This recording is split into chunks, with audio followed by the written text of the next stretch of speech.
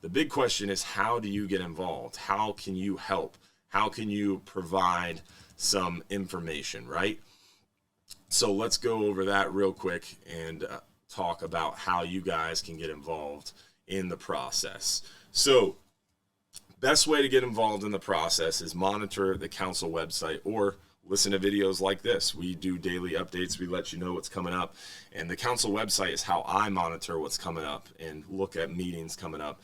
And you can attend those meetings virtually and through webinars. NOAA Fisheries website, the CDAR website, all these different websites you can monitor, and it lets you know what meetings are coming up. But the easiest thing to do is to sign up for the email notices, which the council website and the NOAA website and the CDAR website has email signups. You can sign up for their emails, and then they're going to keep you up to date through your email inbox of what's coming up. They also all have Facebook pages, Instagrams, Twitters, YouTubes. You can follow that and keep up to date that way as well. Then there's a ton of different meetings, and they have to publicly notice their meetings. It's federal law. They have to tell you when meetings are coming up. They have to give you 30-day notice. I actually have Federal Register notices set up for my email. So they have to publicly notice a meeting. They have to publicly notice a regulation change. So I get an email when they think they're going to change something or when they think they're going to set a meeting. I get emails because the Federal Public Register, you can sign up for that if you'd like. But the Captain Dylan Hubbard page on our Facebook is a great way to stay informed as well, because I don't always post everything fishery management stuff-wise on the Hubbard's Marina Facebook page. I kind of keep that a little bit more happy and focused on advertising in a way, whereas the Captain Dylan Hubbard Facebook page, I get a little bit more in depth. So I recommend following the Captain Dylan Hubbard Facebook page as well. Josh just dropped the link in the Facebook chat. Also, the council website has a ton of resources. So go to golfcouncil.org and check out the calendar page, check out some of the science pages. The Fishery Management Council members, there are just normal people. Some of them very fishy, very cool people. Others are more science, more state people, but they're all really nice, just normal people that are there trying to do their best for the fishery. And they get a lot of bad rap often. Like Andy here is the regional administrator. He's in charge of the entire Southeast region for NOAA Fisheries.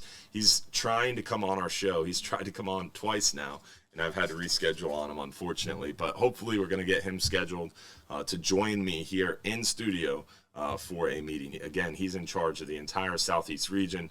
He's a really, really intelligent dude, and he has a very difficult job running the Southeast region of NOAA Fisheries.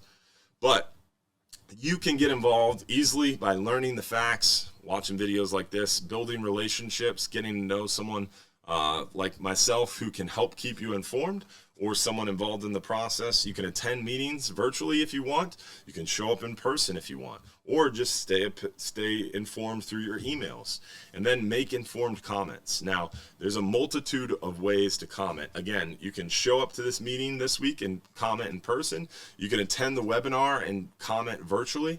Right on the website homepage, golfcouncil.org, right on the homepage, there's a public comment feature where they accept general comments. So you can go there, or you can email them, golfcouncil@golfcouncil.org. Again, golfcouncil@golfcouncil.org. You can email them comments. So you can email comments and give comments on the website, or you can show up to a meeting either virtually or in person and give comments in person. You can serve. You can serve on one of the advisory panels. They often have advisory panels open, and they advertise those advisory panels through their Facebook page, through their emails, and also on their website as well. Or you can join a group like the Florida Guides Association, and we can help keep you informed as well. Or Coastal Conservation Association. There's a bunch of them out there, but Florida Guides Association is pretty legit. There's lots of opportunities for public comment, making effective comments. In order to make an effective comment, you want to be prepared. You want to have a little bit of information. You want to make a few bullet points. You want to introduce yourself, who you are, where you fish, and a little bit about your involvement. So if you're sitting there thinking about making a comment this week at the Golf Council meeting, you would say, my name is John Smith. I'm from Central West Florida. I fish on charter boats and party boats, and I have a problem with the gag grouper because I think some of these numbers are a little too high. It's a little asinine. We're managing the fishery based on 32 intercepts and such a small sample size that's skewing the data. You guys really need to look at some other opportunities and alternatives to help us have better access to this gag grouper fishery, which is a lot healthier. We're working on a terminal year of data 2019. We need a new stock assessment. We needed better data collection program. We need large sample sizes with more temporal coverage. Thank you for your time. Boom. That is a prepared comment. You've introduced yourself. You focused on your comments, and you've given some options and some pass forward. You've told them what you want to see and how you want to see it.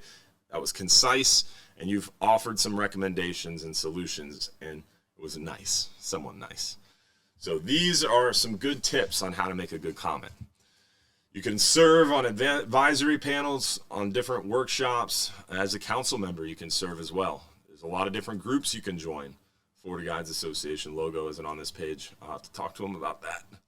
And then you could stay informed. There's a lot of good ways to stay informed. This is Emily Muhlstein, this woman right here in the blonde in the top. She is the Public Information Officer for the Gulf of Mexico Fishery Management Council. I could call her right now and she would answer. She and I talk a lot. She's a good friend of mine, and she helps me stay informed. When I have questions, I call her, and she can help point me to the right person. If she doesn't know herself, she says, hey, call this person. They can help you. So getting involved means building relationships. Talking to someone like Emily who knows everyone, she can connect you with people. So as you build your network, then you can be more effective and better engaged in the process. So get to know people, build your network. You can always call me, and I can help start you in the right process. And you could call me. I can give you Emily's contact. She can give you the contact of someone who can help you out better. So build your network. Get informed and get involved. Sign up for the text alerts. You can sign up for the emails. You can join a group. Oh, look, that's a Hubbard's Marina trip right there. A lot of our photos in this, as you can see. Oh, there's Hubbard's Marina as well. That's Florida Fisherman, Jacques Remy. You can sign up for NOAA Fisheries and text alerts. You can, there's a bunch of different things. But here's some good information right here. These two, you might want to screenshot this. I'll pause for a second so you can screenshot this or write this down.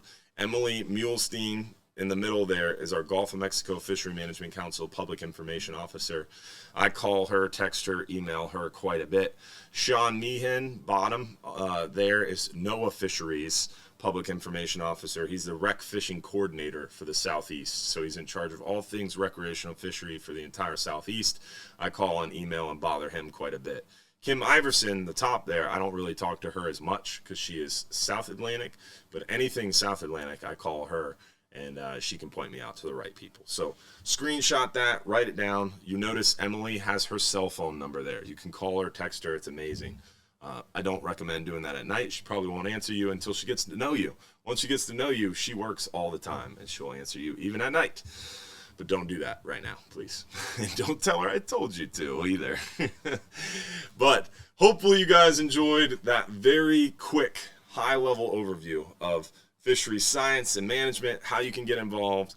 Hopefully we'll see you this week at the Gulf Council meeting virtually or in person. You can show up with me. We can sit together in New Orleans at the Hyatt Centric. But real quick, I want to show you one last thing. The Gulf of Mexico Fishery Management Council website page is an important resource that you guys should be very, very familiar with. And this is something I check all the time. Right on their website, if you go to gulfcouncil.org, this is their homepage of their website, you can see the council calendar. The council calendar is going to show you what's coming up. So you know this week coming up is the council meeting.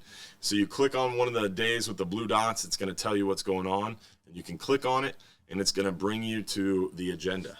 And you can look at the agenda, you can see where the meeting's at, you can register for the webinar, you can look at the agenda, and all the agenda has links.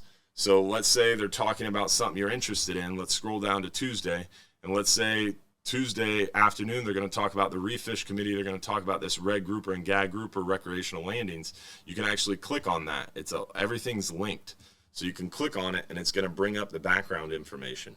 So these agendas are full of these slides and presentations, full of information. And everything since 1988 is on their website. So there is literally, you could spend years on their website going through different information and getting so much. It's really, really cool. The Gulf of Mexico Fishery Management Council meetings happen 5 times a year, basically every other month. Every other month they happen across all 5 Gulf states. So there's one in Florida, there's one in Alabama, there's one in Mississippi, there's one in Louisiana, there's one in Texas. They jump around the Gulf to trying to give everybody a chance to join. But you can attend virtually. So you can attend in person or virtually as well. Hopefully you guys enjoyed